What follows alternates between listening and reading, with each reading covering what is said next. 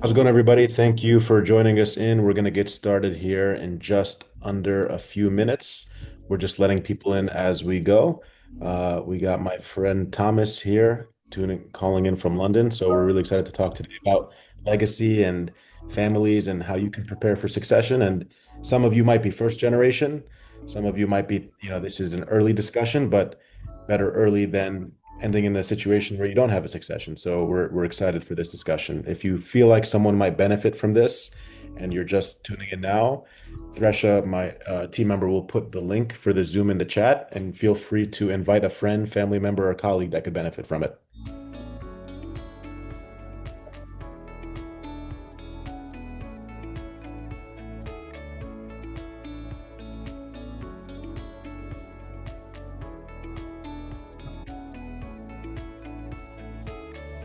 Thresha, if you just want to share the Zoom link in the chat, that'd be great for everyone, where they can invite a friend or family member.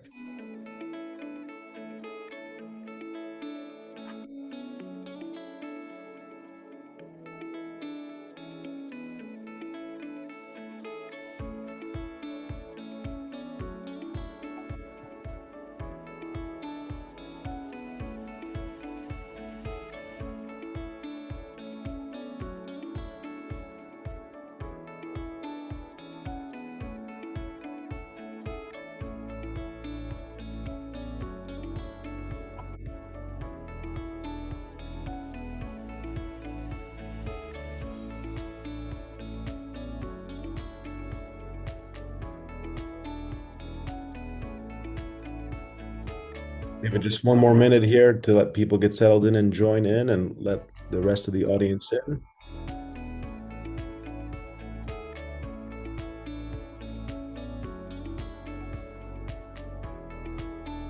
All right, impression, we're good to be recorded, right? Yep.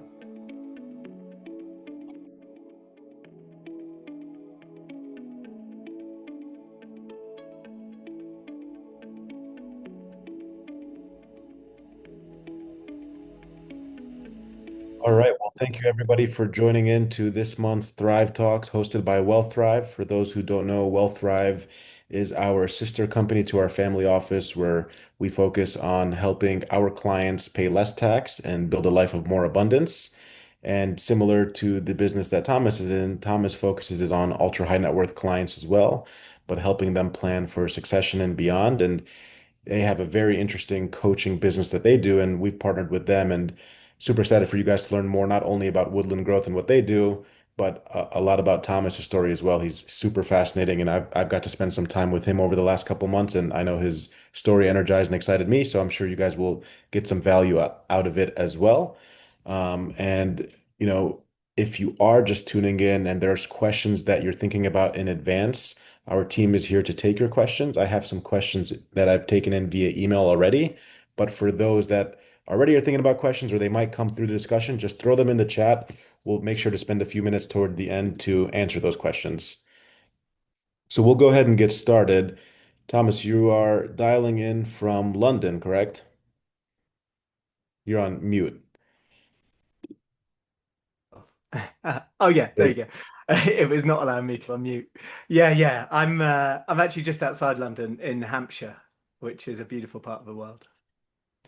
Yeah, I always love when I hear podcasts or I listen to some of the people in London, they tend to have my favorite voices personally. Just when you hear them talk, it's such a great accent with it. So super excited about the discussion. Thanks for coming with us this month, Thomas. And maybe Thomas, before we even get started, I looked at your background and you have such a fascinating story and journey from where you started to where you guys are at now.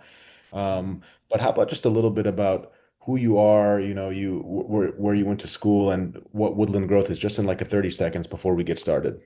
Yeah, yeah. Uh, Thank you. I've found life fascinating too. So I went to a British boarding school called Clifton College, and I actually went there as a kind of 5 to 10 year old, and then my parents moved away, and I asked to go back. And I was around a lot of wealth, and then after school went on a gap year with a lot of Etonians and Harrovians, which are like the top public schools in the UK, and found that people really weren't very happy, and there was a lot of addiction, etc. And then my life was really characterized for the next 20 years by striving for success.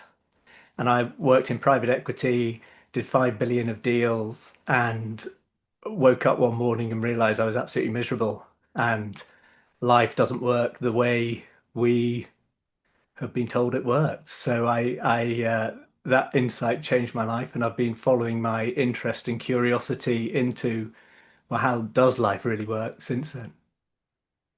Yeah, and that our big core philosophy here at our companies are being rich beyond money, and that's a big thing that we talk about with clients, which is, Yeah.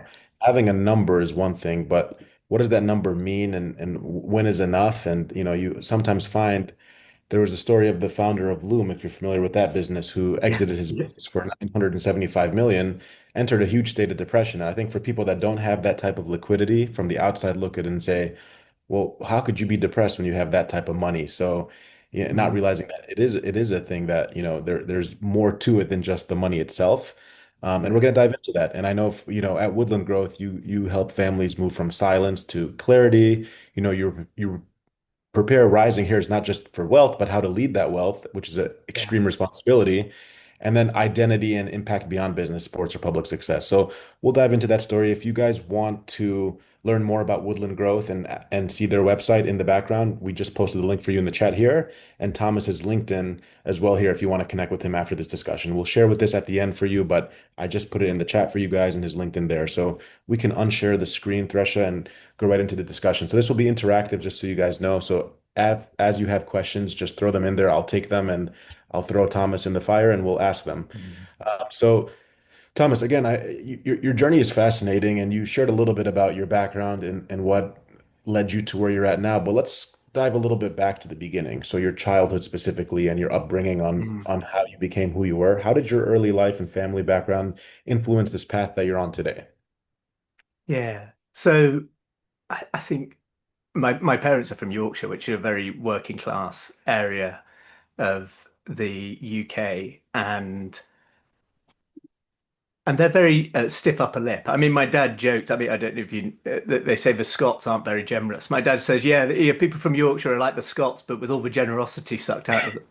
And which he's actually a very generous guy. But there's an emotional. There's not a lot of emotional generosity there, let's say. So I think, and I was a very joyful child, as a lot of kids are, and was. Um, the life and soul of everything, just so gregarious. And I think I learned that it wasn't safe to be like that. It was I had to limit myself, and I had to be quiet. I've got ADHD and dyslexia, so I'm definitely don't learn like kind of like in a normal way. And um, and I think I just picked up this idea that I wasn't good enough, which is common in humanity, but also, especially in ultra high net worth families with the next gen who don't feel like they're up to the task of succeeding like their parents. Yeah. Yeah. And you mentioned that growing up in this environment, you've been around both privilege and struggle, which gave you those unique insights into wealth, but also into suffering. What are some of those key lessons you took away from those early experiences? Oh, it's got nothing to do with money. It's got nothing to do with money. And And and that's it didn't stop me from pursuing money, by the way. The conditioning is strong. Our cultural, societal conditioning and beliefs are strong. And I mentioned that my parents left, moved house, which meant that I left the school that I loved and where I was very happy, and that was about 10 years old.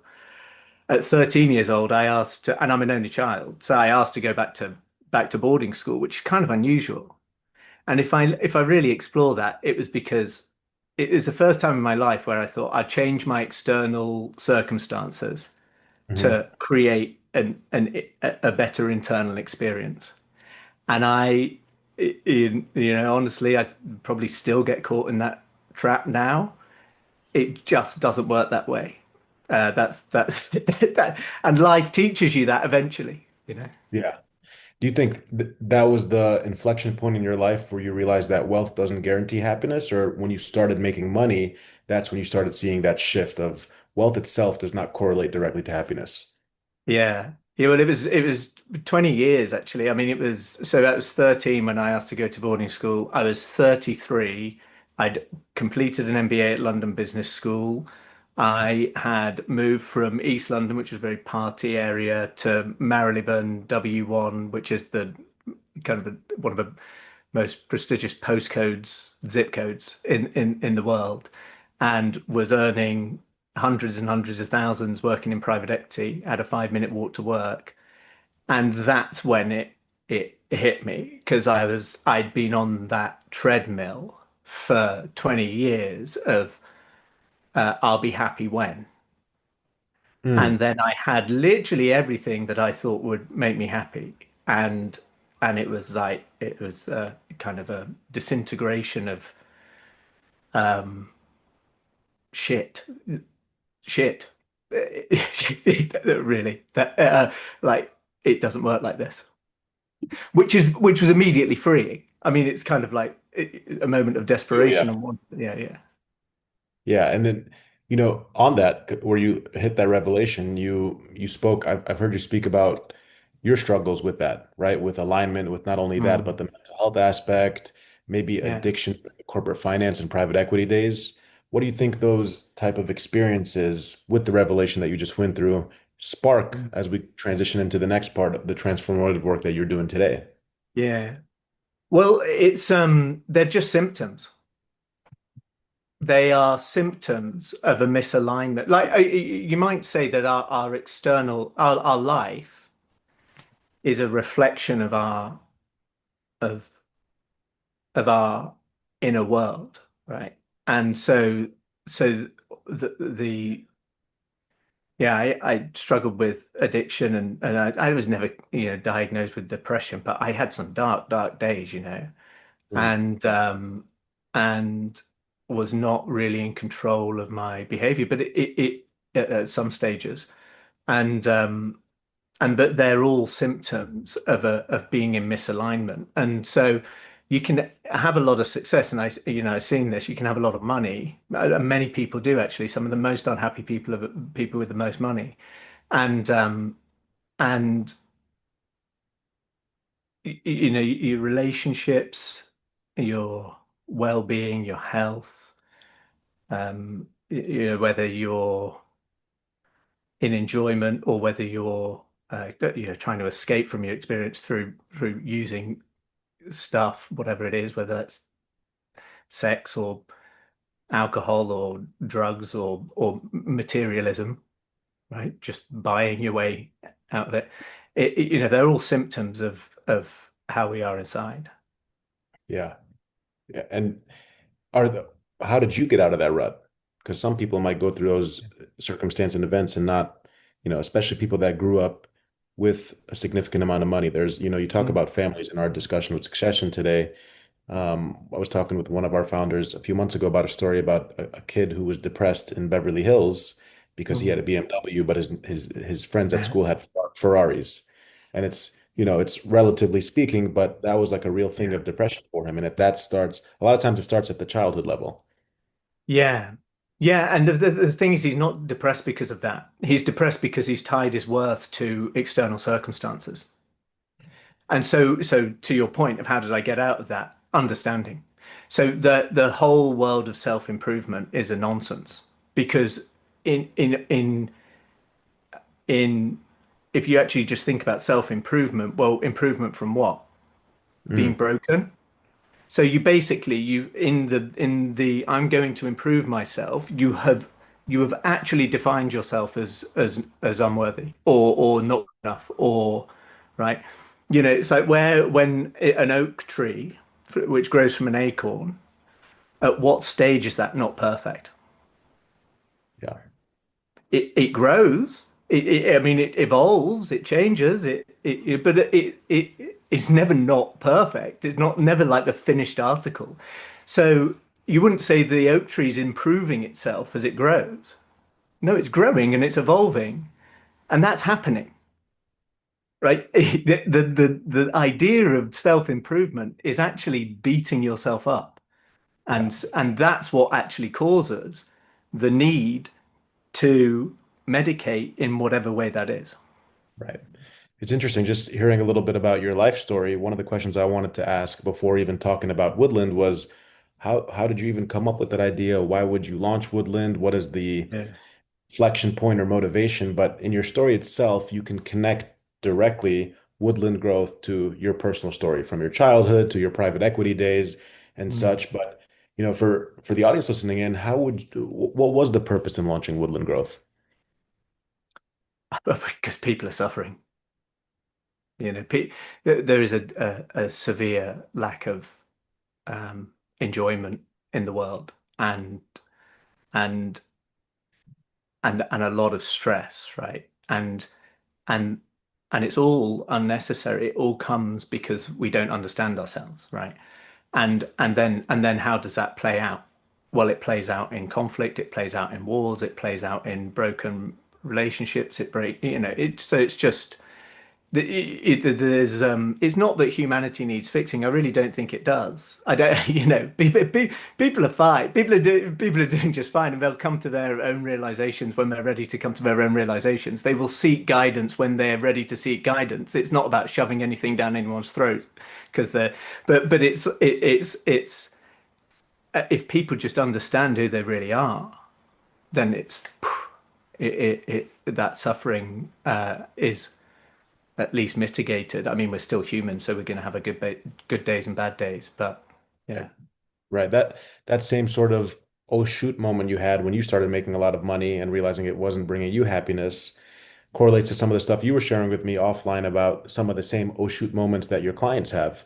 mm, And maybe you can walk us through that. So, when you look at Woodland Growth, walk us a little bit through those transformative programs, particularly the yeah, Key Family of Influence Blueprint and what's yeah, actually happening for a client in that. yeah, yeah. Well, it's so we're all creators, right? We're creators anyway, and we are creating our own reality, and we're creating our own future. And you might just call your future legacy, right? So it's really that simple. It's already happening.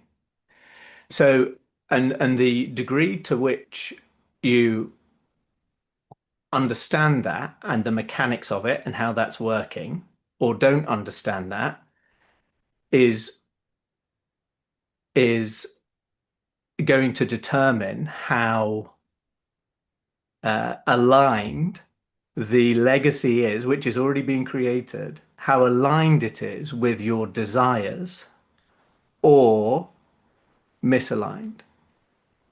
And and so there is the biggest misunderstanding in humanity is exactly what I was saying, is that we believe that culturally, it's on the news, it's everywhere, it's in every book, every popular music song, every lyrics, the rap songs, it's like it. We believe that our inner experience is coming from outside in.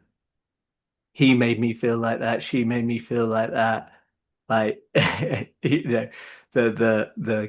well, I want to, get a Rolls Royce, and then the implication is like, then I'll be happy, right? So it's like everywhere. It's everywhere. We're just like surrounded by this misunderstanding, and it's not how it works. So pe people are really pursuing stuff quite innocently because they believe they'll feel better when they have it, and it doesn't work like that.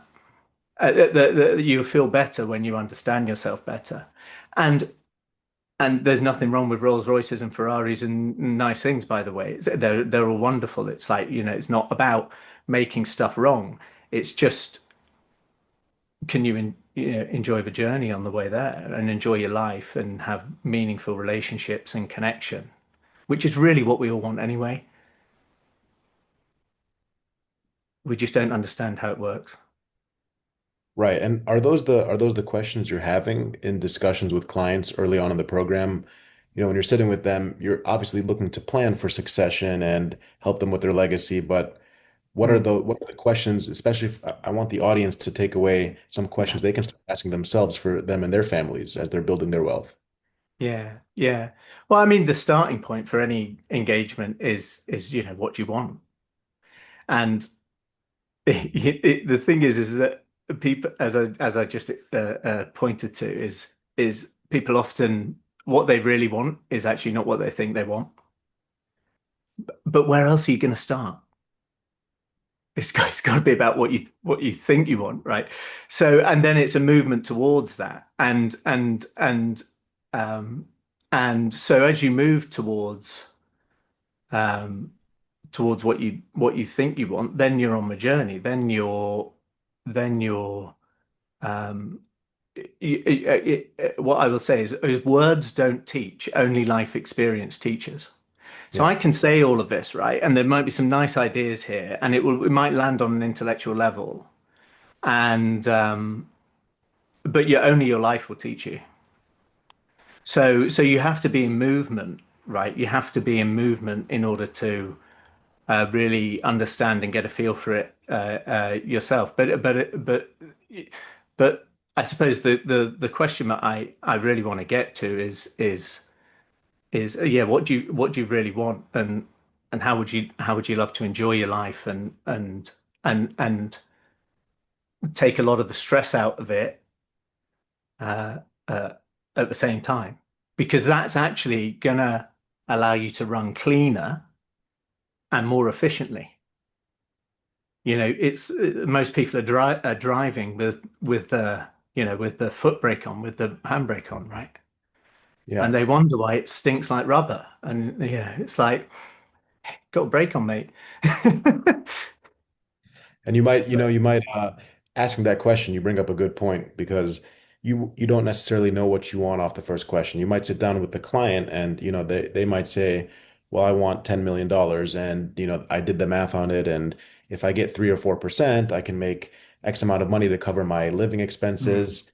But then when you really dive into it, especially we see it a lot with our concept of being rich beyond money, is that really what they want? Is like the 10 million what they want, or do they want mm. safety so they can spend more time with their family and see their kids grow? Like, what do they actually want? So maybe that's a Yeah. good question for audience members to write down to ask themselves, what's their North Star? Like, what do they want out of it? And why only 10 million? I mean, that is just like such a limitation. That's such a limitation. I mean, Richard Branson, well, I don't know what his net worth is, like 4 or 5 billion. And if it's not fun, it's not worth doing, right? And he was well into his 50s before someone from his business took him out of a boardroom and said, "Richard, do you know the difference between gross and net?" And he said no. So it just shows you really you, you don't need all the things that you think you need. Like we spend our lives, most humans, like trying to improve ourselves so that we can do the thing that we want to do.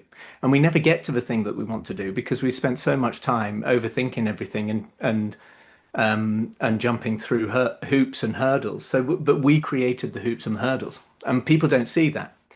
Right. So in what you were saying about 10 million, well, why only 10 million? Because you've got to work hard, and I only want to work so hard.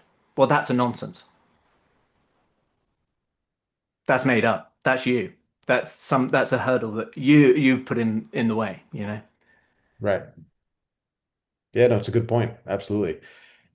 The other part about ultra high net worth families is sometimes even I initially, when we got into some of the work, you struggle. A lot of people ask this question, which is these families have access to incredible resources, some of the Mm, best people in the world.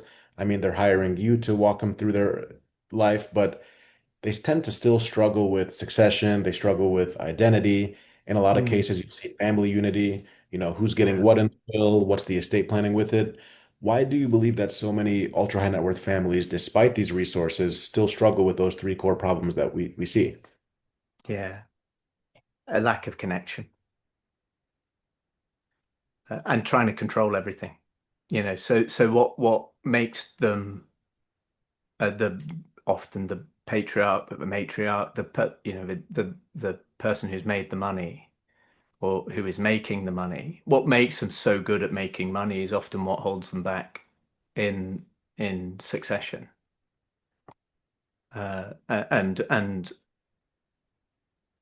And and probably in parenting as well, just to put it, be blunt about it.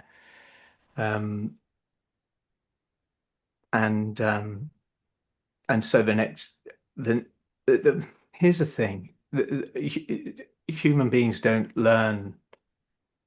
actually learn intellectually. They don't learn by being told what to do. They learn by example.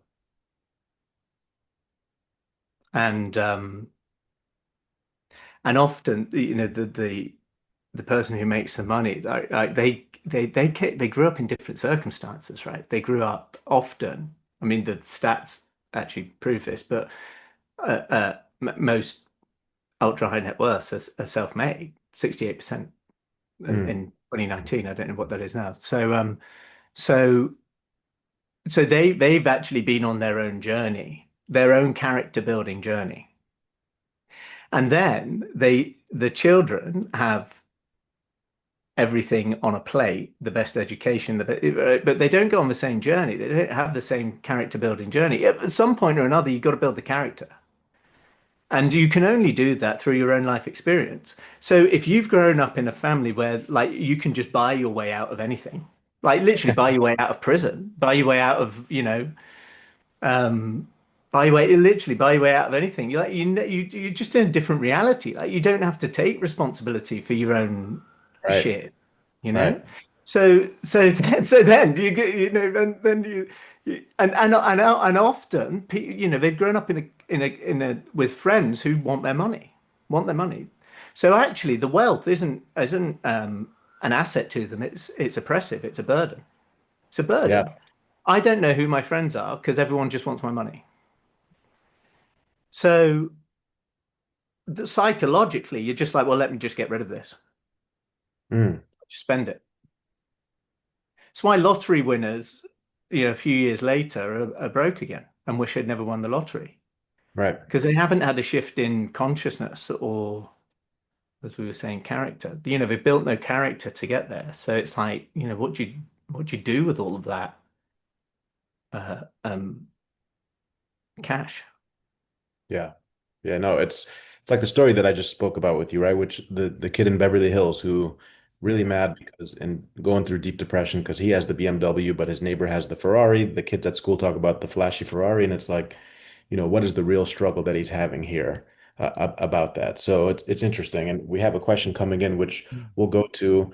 I want to ask one thing prior, which is the theme of this session when we first talked about it, it's a powerful one for people. It might not be something that resonates with everybody in the world because some people are figuring out how to, pay their next month utility bill or rent. And so succession and estate planning might be a foreign language to many people. But for people that are thinking about legacy and have built these years and the clients that you work with, the clients that we work with, legacy is a thing that comes up a lot. You'll see, Peter put a question Mm. in there. He'll speak with a lot of our clients all the time about legacy.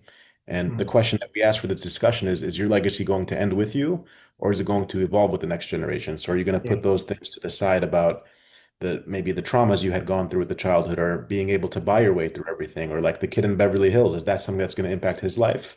The question I would ask you then is how do you define a legacy in a way that goes beyond just the money when the money Mm. is the part of the topic and sort of running the entire thing? And you can't deny that money doesn't run a significant part of that.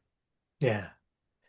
Yeah. Well, I mean, as I was saying before, whether you know it or not, you're creating a legacy.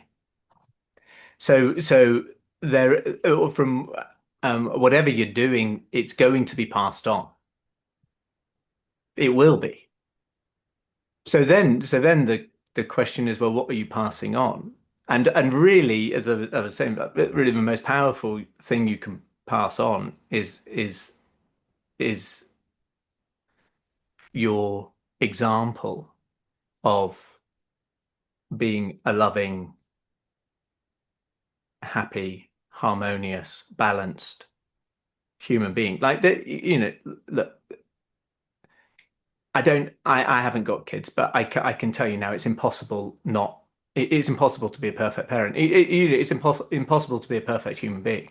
Like there's Yeah. always going to be, and if you try, by the way, you'll really suffer. and and and so there's always going to be quirks that your kids pick up from you, right?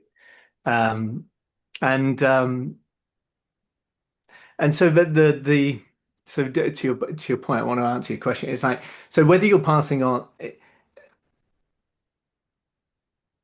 there's a Philip Larkin poem, which is they F you up, your mum and dad. They really do. They did not mean to, but they do.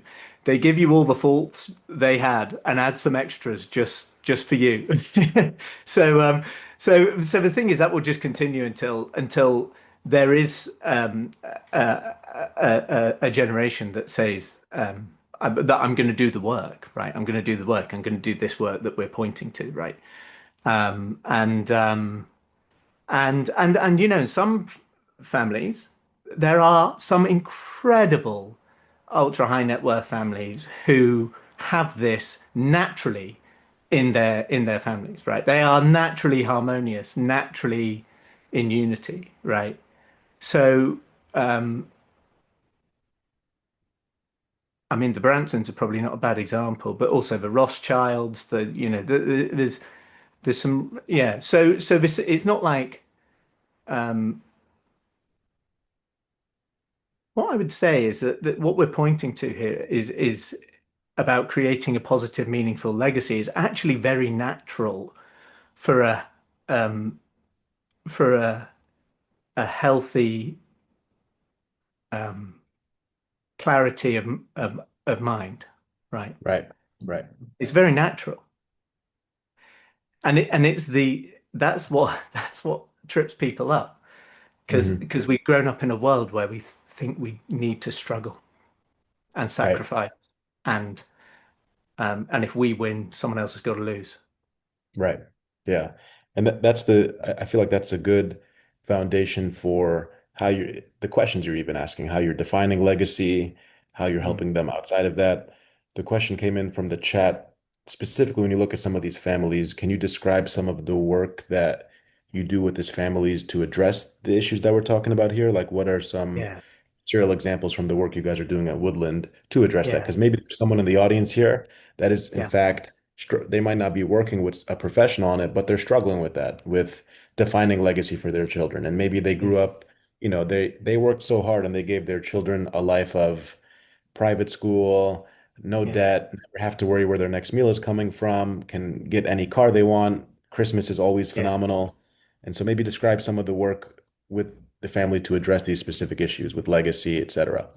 yeah, yeah. Well, I mean, we have a process through the 5 steps of the Key Family of Influence Blueprint, and for anyone interested, you can just go and check that out on the website. But really, so it's it's taking beginning with the individual who, you know, like kind of like the CEO of the of an organization um, would determine whether they want to um, the culture and the direction of their business. Well, you know, that's the first person we talk to in the family, and then that sets out, you know, what's their vision, right? And then it's them bringing the family along with them to clarify that vision and to get buy-in to make sure it resonates to make sure it actually inspires the next generation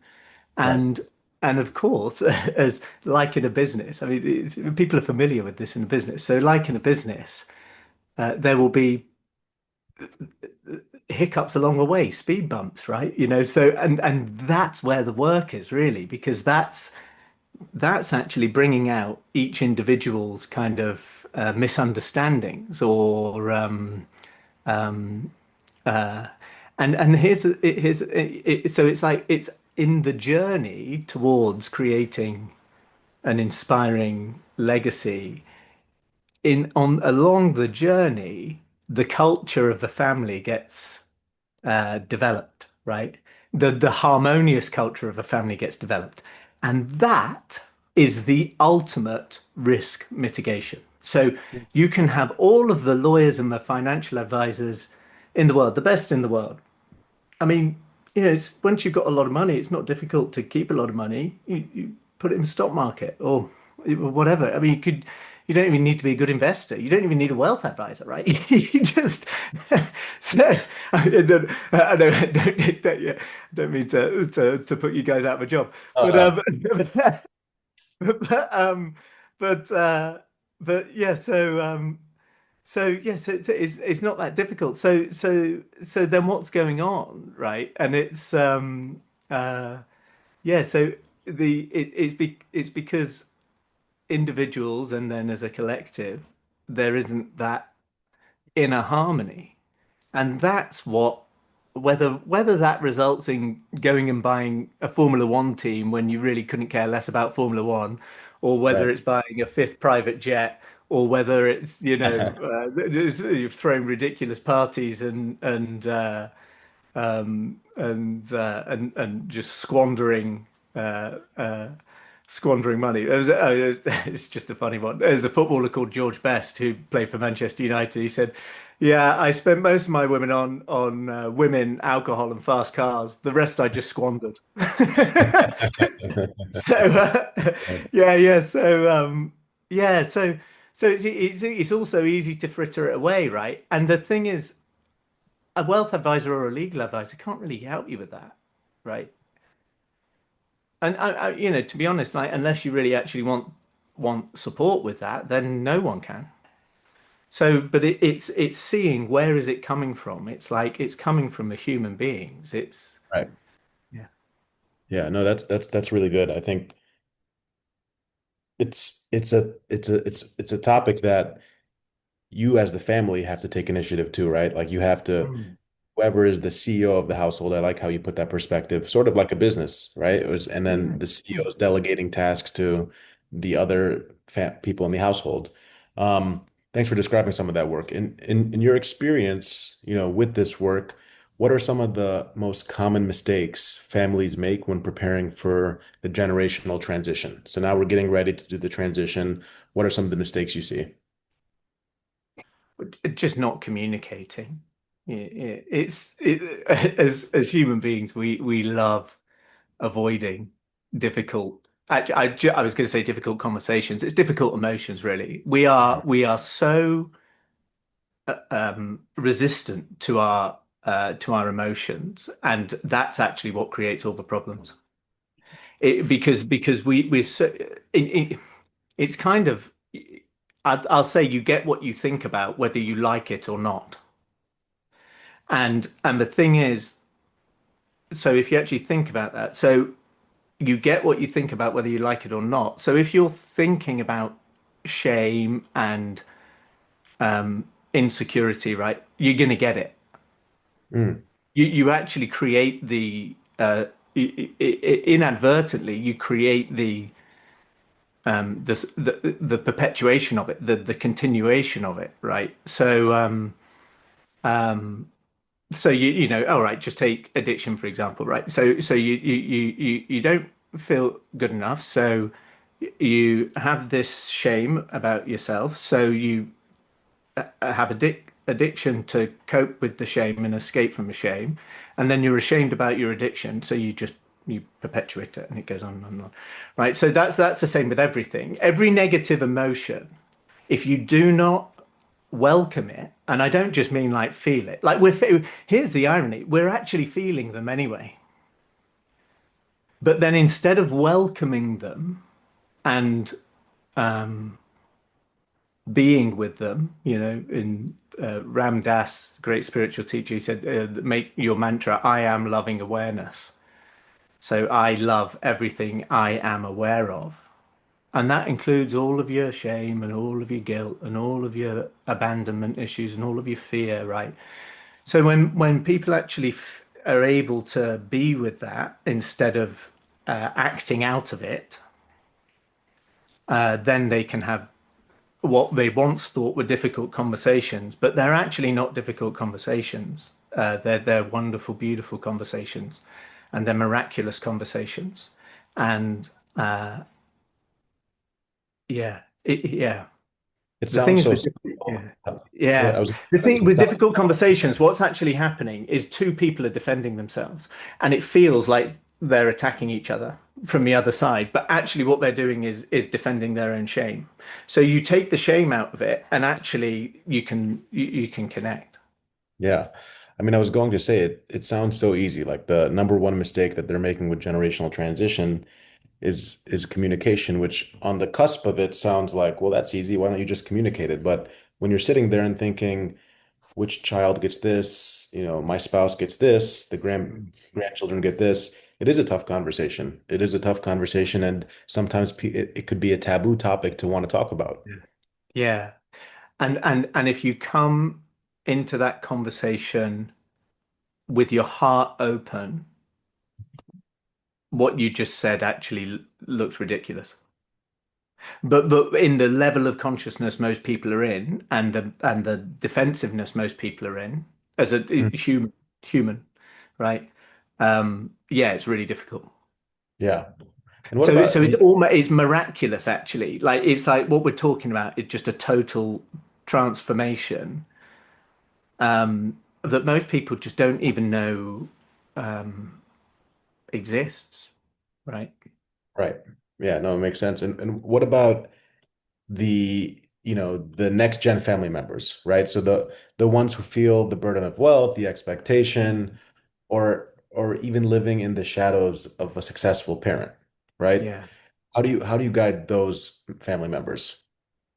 Yeah, so it's the same. So that's shame. That's and shame you might say is just the equivalent. It's the emotion that you get when you don't believe you're good enough. And and so it's looking at how being able to see how that was created. And often it's very innocent, it's not um yeah, we just grew up in the world, and the world is for want of a better word, an unconscious place. Right, Right? So we just pick up, we just learn. We learn nonsense, and so it's looking at that. So this is where I say it's a difference between self-improvement, which is basically whipping yourself to be better, and self-understanding. And when like so if for example, when I've just got a new Mac, and well, if I want to be able to use it better, I understand how it works. And for some reason, humans think that it's different when it comes to themselves. right, So if you understand how something works, then naturally you use it better without really too much effort. But we're in a culture of yeah, where that is not the prevailing school of thought, right? right. And I think that I see the point that you're making, whereas if they understand their successful parent and understand why they're in that situation that they're in and what their role is, that can help them sort of with the identity crisis that they might feel or the insecurities or shame that they feel with, can I live up to my mother or father's success? So those are good questions to ask. But the other Yeah, part about when you think of generational transfer, interesting statistics show that, there's families who lose their wealth or influence by the third generation. So when you look at generations, the third generation is when you start yeah, seeing that money going away. But some families who do it right, who work with the right people, will often thrive for centuries to come. Why do some families lose their wealth or influence by the third generation? yeah. And so this is really the core principle of our program. It's like follow your passion. It's like you can only ever focus on one thing at a time, right? You're, and so and so if you're focused on your passion and you're inspired, right, by a vision, by a mission, by a narrative that is passed down. Well, humans have lost storytelling pretty much, especially in the West, right? That was that we used to didn't even have any paper to write on, right? It was like these stories were passed down from generation to generation. And those inspire the next generation. And so everyone knows what, in that passing the story and the narrative down through generations. Um, there's a connection there. There's a reverence there. There's a resonance there. There's yeah, unity there, and people know why they exist, right? They know why they exist, and um, and so when that disappears, you know the phrase "idle hands make for the devil's work." It's just like idle minds, right? I mean, what you can think about when you're not channeling passion and joy. Well, Right. you can't stop thinking. Yeah. It just goes to drama. And yeah. Yeah, I think so. The in one word, what's the difference between the families that thrive for centuries and the ones that lose it by the second, third, fourth generation? What's the key word differentiator Yeah. if you had to pick one? Well, I kind of want to say understanding, yeah, self understanding or self realization or something like that. But they probably wouldn't describe it like that. They'd probably say purpose. Okay. They'd probably say purpose. And and Right. and and it is purpose because through self understanding you naturally discover Right. purpose. Right. Right. And knowing where you're going. It's like, again, going back to the CEO of the life when you're building the vision board for your family and Mm. their kids, etc. What is the purpose behind that? Yeah. Does it goes back to, I guarantee, much deeper than that initial 10 million number. There's something much deeper there. So, Yeah. yeah, I was just about to say, I got so excited because if you actually think about it, money is always an in order to. You always want money in order to do something, right? You don't want to take a bath in it. You don't want to just like have it. You don't even see the money these days. It's in like it might even be in Bitcoin. You don't even, it's like it doesn't exist, right? It's just a human construct. So you don't want money. What do you want? what do you actually want? That's the question. I hopefully that's a question that people take from this discussion, especially the families that are thinking about the next step or might be approaching, in some cases, a huge liquidity event with a sale, which I know that you guide them through and we guide through at Wealthrive as well. I want to open it up for questions because I know we have a little under 10 minutes here and there are some questions in the chat. So maybe Thresha, if you can share back the screen so we can put up the questions and where they're going to be able to find more about Woodland Growth in our next talk. But if you can just share that screen, Thresha, that'd be great. Um, while she does that, if you guys do have a question, feel free to raise your hand. We'll bring you on stage with us here to ask the question live. We can put you on video, or feel free to just put it in the chat right here, and we'll take the question directly. One question that Stacy asked is, how might a wealth advisor, so people in the audience here that are financial advisors, how might a wealth advisor assist the head of the family in discussing their legacy to their children? Connect with them. Connect with them. Like it's very natural to be in connection with another human being. It's you just drop the agenda. There's and and and listen, right? And we all have our own wisdom, and there's a very special uh, uh, energy created by listening. And yeah, and people tell you stuff that they don't even consciously know, right? And so it's in those little conversations that an advisor is having, whether they're meeting quarterly, monthly, taking on those things that they might not even be sharing directly. Yeah. I'd just say be in connection with your clients. Like you just kind of like feel, like love them, be interested in them. Not to try and sell them something, just to be interested. Yeah, no, Who are 100%. they? I mean, literally, who are they? Pete, you said at the beginning, very kindly, Samir, that I got a fascinating story. Everyone has. And it's uncovering that part of the story. In a way, it's like having a podcast with your client. We're just uncovering the questions and being generally curious and interested in their story. So I like that. Um, for those what you see on the screen here, you can scan there. If you like some of the stuff that Thomas is saying, you can get material from him and see more about their website. Just scan there You'll fill out a form. There's a one pager for Woodland Growth. All you got to do is scan your phone there, and we'll send you an email after. But does anyone else have any questions that they want to come either put in the chat or raise their hand? We have about 5 minutes here.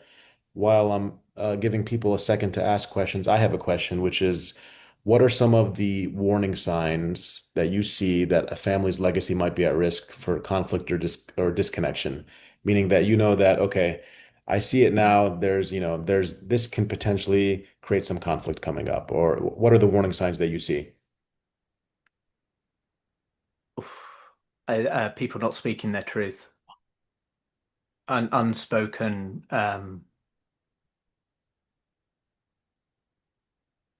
yeah, unspoken resentments. People, yeah,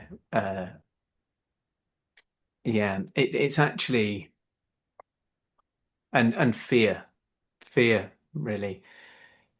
The most compassionate thing we can do. Again, we live in this world where we've so much confusion about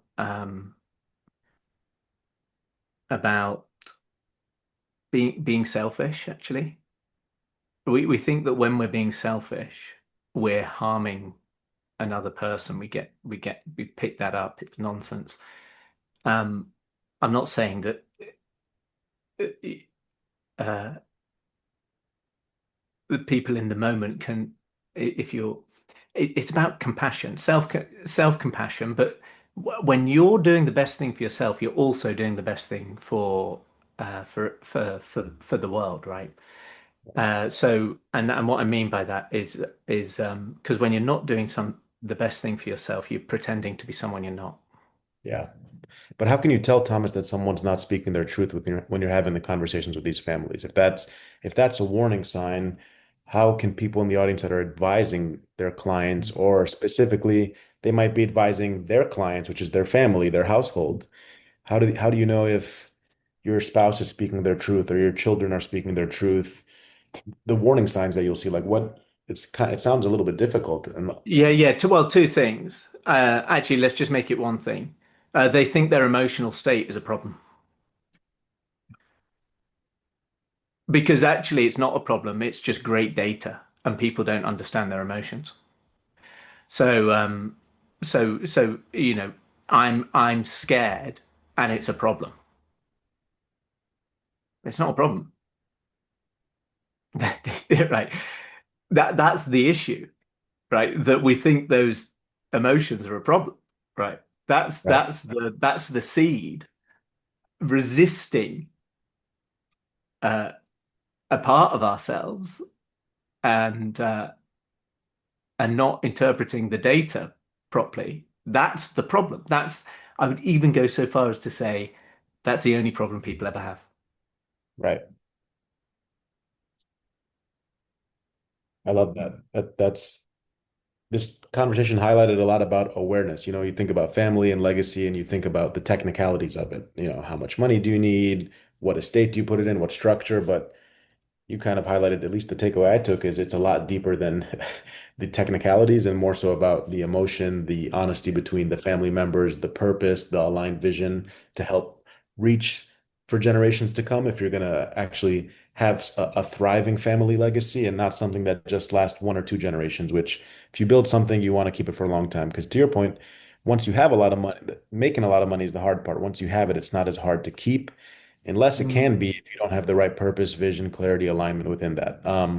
In the closing, though, I do have, if there's no other questions from the audience, I have one closing question as we close out here, which is we have ultra high net worth founders in the audience. We have them as your clients, our clients. People will see this recording after as well. If you could give ultra high net worth founders just one piece of advice to ensure their legacy endures, what would that be? What is your commencement speech to them if they were all just in a Yeah. graduating room? Well, in all likelihood, what got you here is not what's going to get you to the next stage. Mm,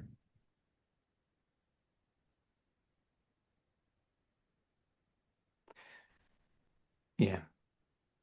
More of the same is definitely not the answer. yeah. Thank you. That's a powerful introspection point there to think about. So if the audience here got some value from it, scan the QR code here. We'll send you Thomas's information after. Thresh, if you can post Thomas's LinkedIn and Woodland Growth in the chat and scan there to learn a little bit more about Woodland. And maybe you can just go to the next slide, Thresh, so we could talk about the next. But Thomas, how can people connect with you? What's the best way? If something resonated with someone here that and they want to ask you some questions for their own family, what's the best way to get a hold of you and contact with you? Yeah. So we've got a couple of forms on the website. So www.woodlandgrowth.com. We've got two of our programs on the website, and there's a form you can request consultation there. So you can fill out that form. You could also just email me directly at thomas@woodlandgrowth.com. I'm also on WhatsApp. That's where I'm most active. And that's do you want me to give the number or do you want to share it afterwards? +44 777 555 7865. I'm also on LinkedIn and we're in the process of launching other socials, but I'll you'll be able to find those on the website when they're ready. Yeah, I know there's other projects, the Woody World podcast. We'll talk. Yeah. We'll definitely have to bring you back on once that's out so we can talk more Yeah. about that. But I appreciate you coming on today and spending the hour with us. I know it's late in London, so Yeah. you coming on with us is we're very much appreciative of it and giving advice to people and families that are not necessarily asking the tough questions. I think it's a discussion that can be taboo for so many. So appreciate you taking the time with us and the work that you're doing at Woodland Growth, Thomas. Thanks, Yeah, my friend. real pleasure. Look at, if one person has an insight, even just one insight in their life and family gets better, then it's all worth it. So, Yeah. yeah. No, we definitely have to do another one of these. And next month, guys, we're going to come to you with a new topic, which is the future of AI for businesses. And so you see now AI is no doubt in every room and every discussion. I think it's any business that is in, I guarantee you've probably had at least one conversation. It's come up in some way. You're able now to even make movies with AI, 7 to 10 second movies through Google Gemini. I know our marketing team has been starting to utilize those tools. And we're going to bring on a gentleman who's a subject matter expert in the AI business with the company he has. And we're going to actually bring on two of our clients. They will be announced shortly. But if you want to register for that, our co-founder of Wealthrive, Peter Culver, will be hosting that discussion. And we're going to dive into what does that look like for your businesses today? Like what are the real actionable, applicable AI tools you can use from experts? And what does it look like in the next 6 months? Remember, we Yeah. had an AI discussion with you guys last year. Things have changed dramatically since then. And so the speed of AI adoption, I'm sure you guys are seeing it, Thomas, too, is immense. But feel free to register for that one. Please connect with Thomas and Woodland Growth. Yeah. There will be a recording of this discussion we had. There'll be a bunch of content coming out. I really had a great time learning from you, Thomas. So hopefully the audience members also got some value because if I'm asking you the questions, getting value, I'm sure people that are just attendees listening definitely did. You have a really good way of presenting your idea. So grateful for your time, my friend. Thanks. Just on the subject of AI, so it's really amazing. The senior team and the development team at ChatGPT, OpenAI, are doing this work. And if you actually think about AI, it's a reflection of our own consciousness, right? It's a reflection of our own understanding. So it's incredibly hopeful that the the team at OpenAI at least is really doing deep work, and it's with an amazing coach called Joe Hudson. You should also check him out. He's really incredible. Cheers. Thank you for sharing that with us. Pleasure. Well, thank you, everybody. I will leave it open here, Thresher. You can cue the music. And if you guys want to register for this or you want to collect Thomas's information, I'm going to leave the Zoom open. But we are done here. And thank you guys for coming to our monthly Thrive Talk. We'll see you guys next month. Thank you, Thomas. And I'm sure you'll be hearing from people. That was great. We appreciate your time, my friend. Thank you. Thank you. Appreciate you too.